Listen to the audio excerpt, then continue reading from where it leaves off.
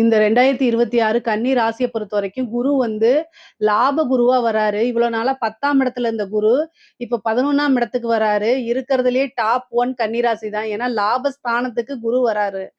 குரு வந்து உங்களுக்கு லாபஸ்தானத்துல இருந்து 11ஆம் இடத்துல இருந்து 3ஆம் இடத்த பார்க்குறாரு, 5ஆம் இடத்த பார்க்குறாரு, 7ஆம் இடத்த பார்க்குறாரு. தொழில் மூலியமா உங்களுக்கு நல்ல லாபம். குபேரனுக்கு ஒப்பான நிதிநிலை அப்படிங்கிறதே 11ஆம் இடம் தான். அதனால நீங்க என்ன விஷயங்கள் செஞ்சாலும் உங்களுக்கு நல்ல லாபம் கிடைக்கும். சக்சஸ் ஆகும். எந்த விஷயத்த தொட்டாலும் சரி, ஏதாவது ஒரு சின்ன விஷயத்த முயற்சி பண்ணியிருப்பீங்க. அது மிகப்பெரிய லெவல்ல உங்களுக்கு வேலை செய்யும். மிகப்பெரிய லெவல்ல லாபத்த குடுக்கும். இந்த குரு பயிற்சி உங்களுக்கு ஒரு நல்ல அதிர்ஷ்டத்தையும், ராஜ யோகத்தையும் கட்டாயம் குடுத்துரும். 5ஆம் இடத்த பார்க்கறதுனால பூர்வீக சொத்துக்கள் வந்து உங்களுக்கு வந்து சேரும்.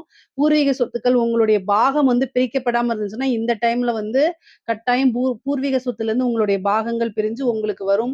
7ஆம் இடத்த பார்க்கறனால திருமணம் சம்பந்தப்பட்ட விஷயங்கள் கைகூடும். எவ்வளோ காலதாமதமா இருந்தாலும் இந்த டைம்ல வந்து அது கைகூடிரும். அதே மாரி பிசினஸுக்கு நல்ல பார்ட்னர்ஷிப் கிடைப்பாங்க. மூத்த வழி சகோதரன் ஆதரவுகள் கிடைக்கும்.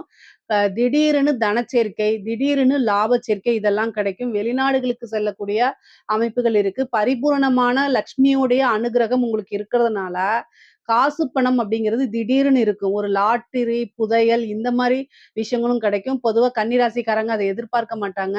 உங்களுடைய உழைப்புக்கு பல மடங்கு பலன்கள் கிடைக்கக்கூடிய டைம் தான் இந்த டைமு.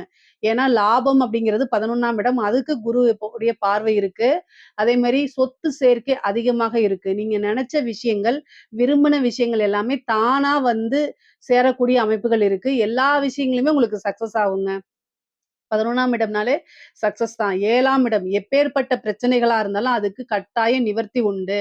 இந்த சனியோடைய பார்வை, அதாவது உங்களோட ராசிக்கு இருந்தாலும், கண்டச்சனியாக இருந்தாலும், குரு சனிய பார்க்கறதுனால என்ன ஆகும் அப்டின்னா, சனி இந்த கண்டச்சனியா வேலை செய்யாம திக்பலத்துல இருக்கிற மாரி வேலை செய்யும். ஏன்னா, உங்களுக்கு 5 குடையவரு அவராக இருக்கனால, உங்களுக்கு சனி வந்து திக்பலமா வேலை செய்யும். குருவோடைய பார்வை இருக்கனால. பொதுவா இந்த குரு பெயர்ச்சி வந்து உங்களுக்கு ஒரு நல்ல ராஜ யோகத்த கட்டாயம் குடுத்துருவாரு.